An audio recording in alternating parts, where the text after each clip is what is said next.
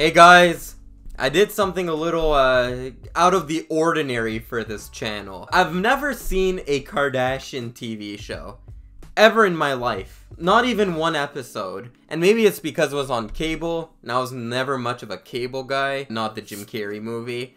But yeah, just never watched an episode of the Kardashians, and I wanted to see what it was all about. Before you guys start saying, Paul, what is this? You hit a new low at your channel. You have to hear me out. The way I see it, the Kardashians have had their dynasty for 20 years now, almost. The Kardashians have been always in the spotlight, and keeping up with the Kardashians was a contributing factor. There's no denying it. Of course, there's other things like Caitlyn Jenner becoming a transitioning woman, whatever they call that. You had Kanye West doing the antics he's done. But I wanted to see what in the TV show of Keeping Up with the Kardashians, and now just the Kardashians, what factor allowed for the longevity of this family's popularity?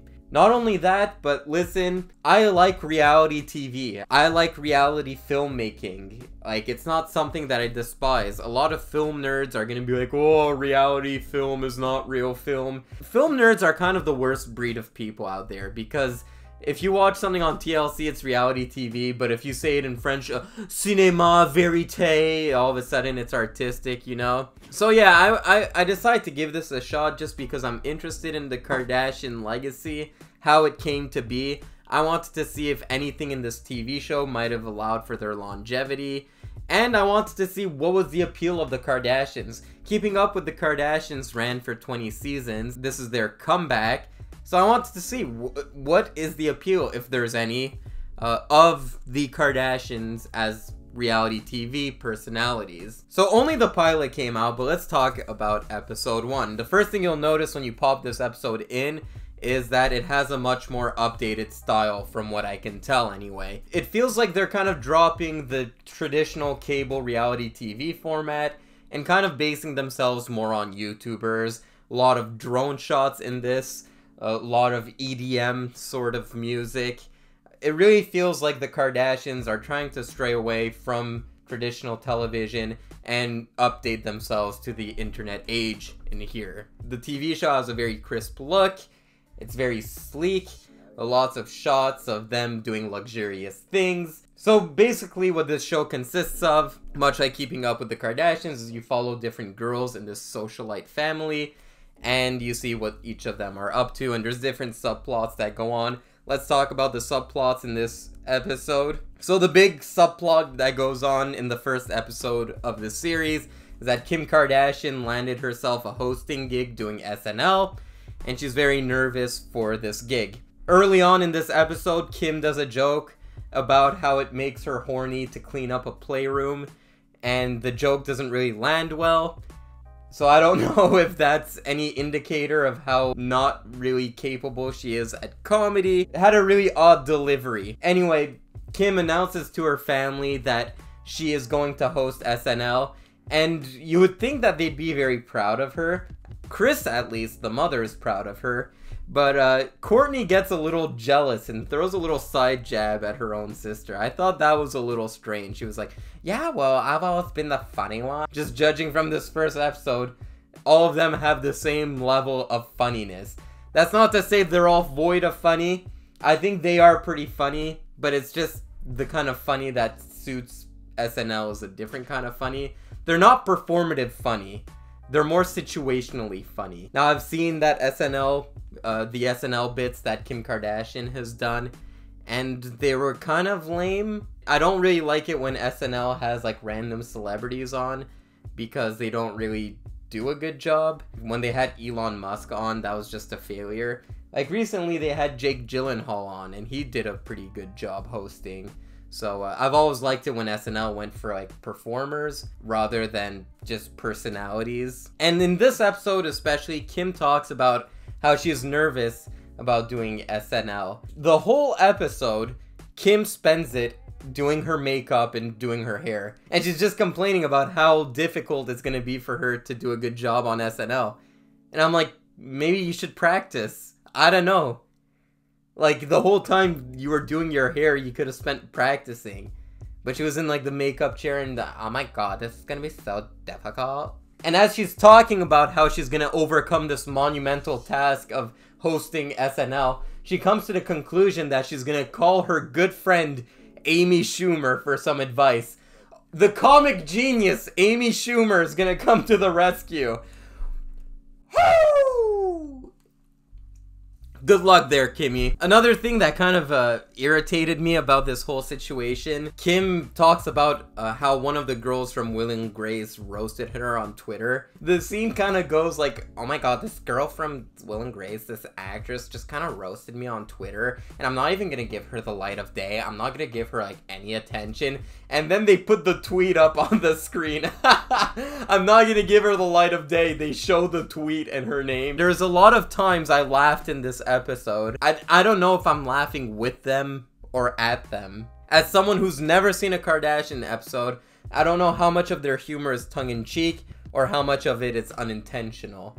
That was a part to me where I laughed pretty hard, is when they talk about the Will and Grace actor and not giving them the light of day. That's not the only problem that Kim has on her plate. You see, Saint is playing Roblox on his iPad, and Kim kind of gets shocked when she finds out that I don't know what Roblox is. It kind of sounds like Minecraft, so I'm gonna assume it's Minecraft. But anyway, one of the Robloxes in this game had a Kim Kardashian sex tape reference, and she's tired of putting up with this 20 years later. And I can understand where she's coming from. I feel like society is kind of having a healthy conversation about the way women in media are treated, especially in the wake of the Britney Spears trial, and people are talking about Pamela Anderson's sex tape with the new Hulu series coming out. I think it's an important conversation to have. Kim decides to go through great lengths to call up lawyers and lawyer up and bring these people to court. She's on the phone with one of the lawyers. Khloe is getting in her ear telling the lawyer what to say. I'm like, Khloe, isn't Kim supposed to be one in law school right now? What are you doing? Let her do her thing, bro. Anyway, the saga between Kim and Roblox does not get resolved in this episode. We're gonna have to wait till the next episode. Meanwhile, you have Kylie, who's pregnant, and people are trying to guess what Kylie's baby's gender is. No mention of the Travis Scott incident at Astroworld. I think this episode was recorded prior to that, so I would be surprised if this season even dives into that scandal at all. I do think they're gonna talk about Pete Davidson in this season and Kanye, but I don't think they're gonna talk about the Astroworld scandal. So then you start getting into the other sisters' lives. You have Travis Barker and Kourtney Kardashian. I only knew Travis Barker as the Blink-182 guy, and I didn't know any Kardashian up until this point. So I got to get introduced to the Kardashians, and I thought they would all have varying personalities, and judging from this episode, I can't really tell them apart all that well. They all seem to talk like this, and they're like, oh my god. But that's kind of like the appeal of it too. It's kind of funny when all of these Kardashian sisters get in a room and start like talking, and they're all just like, yeah, totally. No, you said it, sis. It's like they're all always on the same page. Something kind of nice about that. There's a nice family dynamic. Anyway, Kourtney is going out with Travis, and they kind of have this really weird relationship, in my opinion. They're very touchy. I'm not much of a PDA guy, so maybe it was just awkward to me. But there was one point in specific where Travis is talking to Kourtney's kid that she had in a previous relationship, and he's talking to the kid about playing the drums on his wife, and he's gonna use his wife's ass as a drum. Dude, I wouldn't want to hear anyone talk that way about my mom. If someone went to me and said, I want to play the bongo drums on your mama's ass, I'd slap him across the face. What is this? I don't know, was that just me? I thought that was a little weird. It was a little weird. My favorite person in this whole show, it's not Kim, it's not Kourtney, it's not Chris, it's Scott. Scott is such a broken individual. First of all, we see Scott for the first time, and he looks like he just ripped the biggest rip of a bong you can take. And this guy looks so depressed, And he's like, oh no, I'm totally over Kourtney. I'm totally over her. I definitely need to go for someone younger now. I'm totally over her. Then it cuts away to him getting interviewed, and he's like, yeah, I should get someone younger, or 30. Yeah, 30 would work too, you know, or older. At this point, I'll just take anyone I can get my hands on. Poor Scott. The guy's been going through a rough breakup.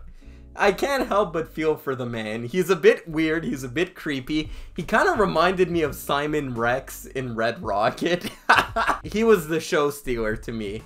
Because they, like, the family, the Kardashians, they like Scott, but they don't really like Scott, but they feel bad for Scott because he doesn't really have a family to go to. So they're kind of like just dragging Scott along for the ride. I thought the whole thing with Scott was the funniest thing in here. And finally, you have probably the Kardashian I was the least familiar with is Khloe. I don't know what her role in this is. She kind of feels a little reject, in my opinion. If I had to get any of the Kardashians, just judging based on this episode, get any Kardashian to host SNL, she's probably the funniest one here. There's a part in here where I also laughed, but I don't know if it was intentional or not. But she's talking about how she got in an argument with her boyfriend when she was pregnant.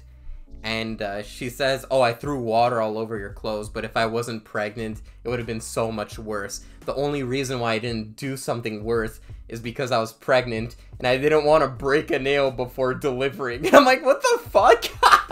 That also made me laugh.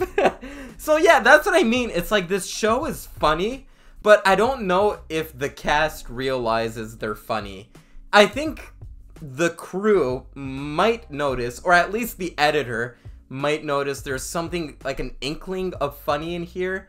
And I feel like the editing is kind of edited to make those funny moments shine a bit more.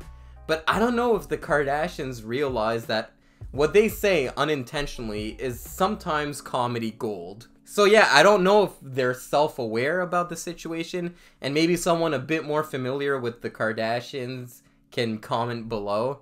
But I don't know. Like, I just don't know. I laughed maybe, I'd say I got 4 hard laughs in this 48 hours show. That said, the thing I don't like about this TV show is that it feels very glossy. And it kind of feels like a underrepresentation of what the Kardashians really are. It kind of feels like when you go on someone's Instagram and their Instagram is very beautiful, but you know deep down the individual's life is not as beautiful as the glamorous facade they seem to put in front. I kind of got a phony vibe.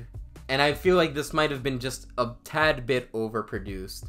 But it's the Kardashians, it needs to be overproduced, it needs to be luxurious, it needs to be glossy looking and crisp looking and have 360 drone shots everywhere, which, yeah, the drone shots are very overbearing in this show. It really gets irritating to see so many drone shots. I don't think I like the Kardashians, but I'm still gonna watch the next episode. That's my review.